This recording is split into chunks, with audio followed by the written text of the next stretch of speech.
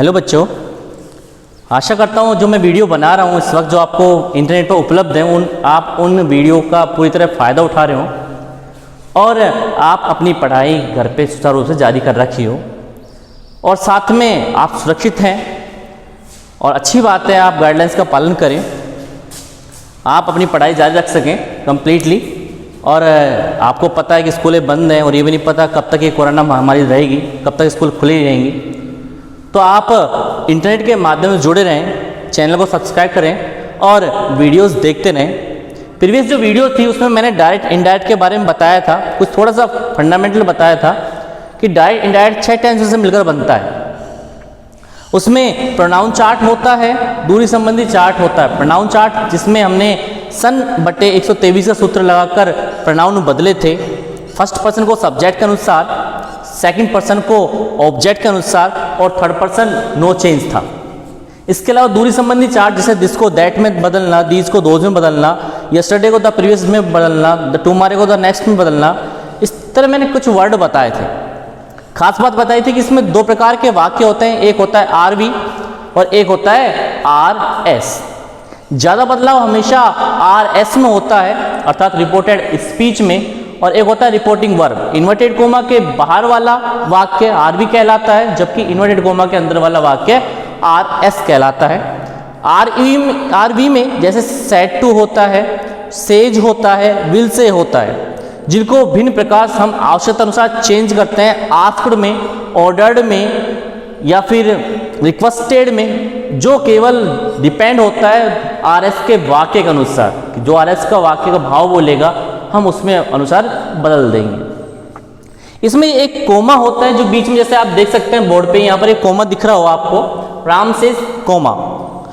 इस कोमा को हटाने के लिए हम दैट का प्रयोग करते हैं अर्थात जोड़ने के लिए, क्योंकि कंजक्शन कहलाता है एक तरह से यहाँ जोड़ने के लिए, तो हम दैट का प्रयोग करेंगे, टू का प्रयोग करेंगे, इफ का प्रयोग करेंगे, WH वर्ड का प्रयोग करेंगे। लेकिन बशर्ते किसके अनुसार, हमारा जो वाक्य है इन्वर्टेड कोमा के अंदर वाला वाक्य, उसके अनुसार हम इस चीज को बदलेंगे। इन्वर्टेड कोमा हटाएंगे और वाक्य को आवश्यकता अनुसार बदल देंगे। आवश्यकता अनुसार मतलब जो हमारा नियम बोलेगा हम उसके अनुसार चेंज कर देंगे। तो हमारा अब पहला नियम यहाँ पर है जो आपको बोर्ड पर सीन हो रहा होगा। जैसे मैंने पहला नियम लिख रखा है कि यदि आरवी की वर्ब प्रेजेंट टेंस या फ्यूचर टेंस में हो, प्रेजेंट टेंस या फ्यूचर टेंस, प्रेजेंट टेंस आपको बता ही रखा है, जिसमें इंडेफिनेट है, कंटिन्यूअस है, परफेक्ट है, परफेक्ट कंटिन्यूअस। इंडेफिनेट में आपने देखा हो कि डू डज का प्रयोग करते हैं, पहचान उसकी ताहती होते हैं, मेन वर्ब में फर्स्ट फॉर्म में एस या ES होता है, जब कंटिन्यूअस में ING जुड़ा होता है और उसमें इज MR का प्रयोग होता है। फ्यूचर टेंस आपको पता है जिसमें हमने गे की बात बोली थी अर्थात भविष्य के अंदर, जिसमें शैल विल का प्रयोग होता है। तो हमने बोला कि यदि आरवी की वर्ब प्रेजेंट या फ्यूचर टेंस में हो तो RS व आरवी में कोई बदलाव नहीं होता सिवाय किसके, समय या स्थान के।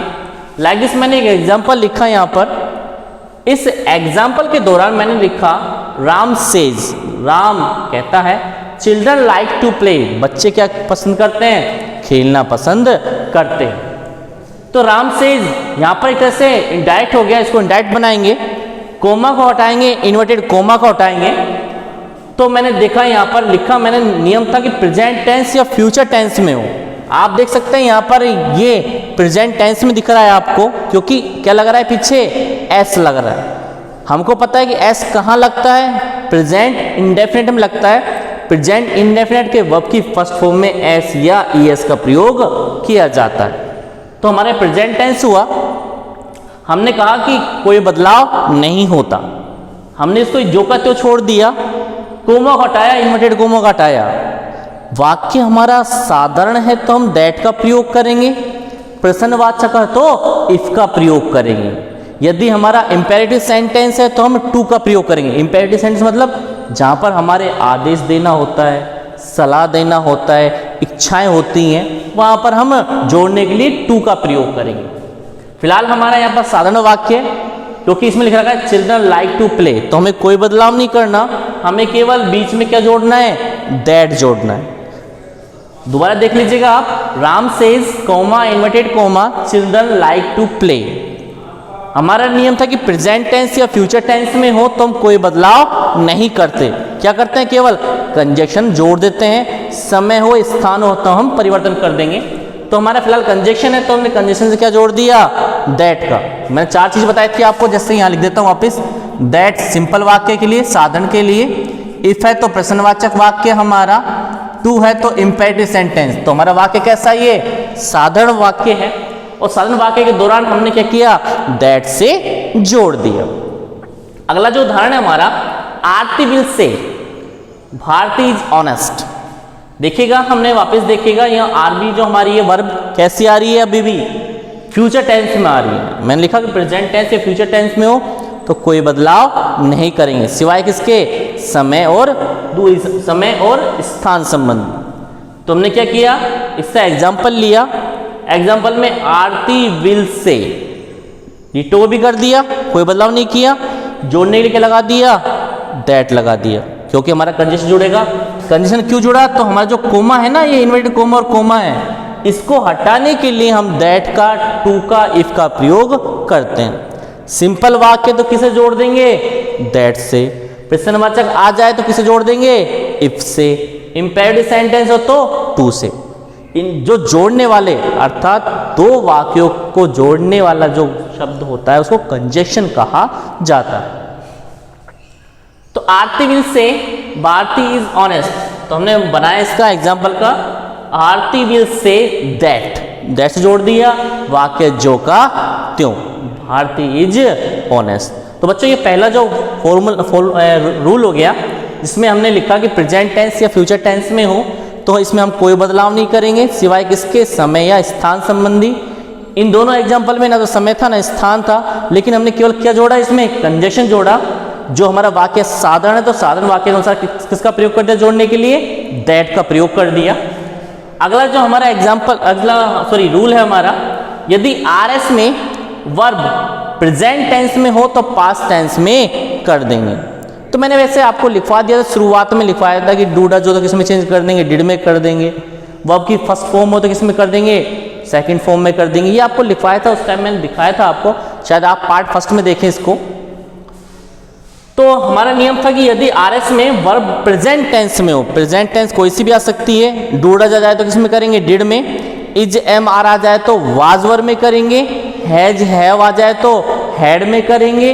अगर हैज बीन हैव बीन आ जाए तो हैड बीन में। सीधी सी बात है, अपन को प्रेजेंट टेंस किस में बदलना है, पास्ट टेंस में। मैंने ये भी लिखवाया था कि डायरेक्ट नेट हमेशा कैसे चलता है, सीधा चलता है, अर्थात प्रेजेंट टेंस क्रिया किसकी लेगा, पास्ट टेंस की लेगा।